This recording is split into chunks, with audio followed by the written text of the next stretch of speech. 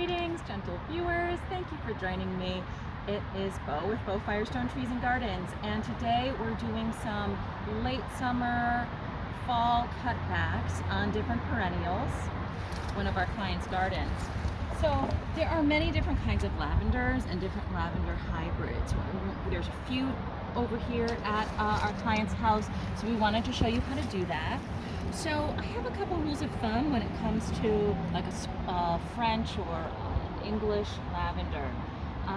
You're always going to want to prune off the dead stalks, the kind of dried up flower stalks. It smells so good after they're flowered, so do that in the spring. If it flowers again, do that again. And for after most of the growing season's done, at the end of summer here in the San Francisco Bay Area, we have two different choices. So I'd say for a younger plant that is still compact, maybe isn't the full size you want it, and still has kind of that round cushion look, you can just take back the spent flower stalks, okay? Now this plant, and I'd say for plants that are 2 to 4 years old, when it's the full size you want it, or bigger, and it's starting to open up and have this look, that's when you want to give it a really hard cut.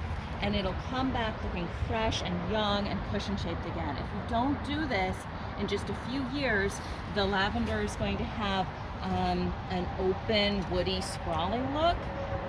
If you like that, that's fine, but most people want a fresher, more compact looking lavender. So what I'm going to do, and might seem kind of severe, but it'll come back looking nice next year, is you want to look on the older wood for a nice cluster with a lot of little buds on there.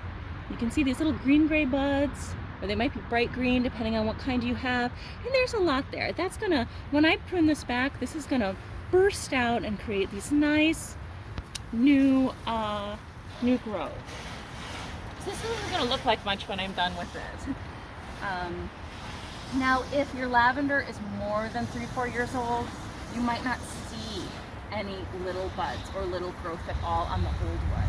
At that point, if you cut it back, the plant will just die. So either decide, okay, I'm happy with it, I'm going to keep it, I think it looks charming, or just replace it at that point. So I'm going to get to work and then we'll come back and see the finished product.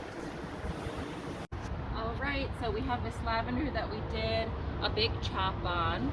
Most of the plant was actually already unproductive and dead wood, so we cleared all that out, and then we just cut it back to where we found living buds further down on the old wood. Because if you just leave the stuff that's unproductive only at the tips, then you get that big sprawling woody form that a lot of people don't like. Sometimes in heavy soils, lavender have a shorter lifespan. They'll just get root rot, they grow fast, and then they don't live as long. But if this guy comes back in the spring, if he's ready to live a few more years, then all of these little buds will burst and shoot out new growth, and it'll be a much prettier little compact plant, the reboot for the lavender. So thanks for joining me today.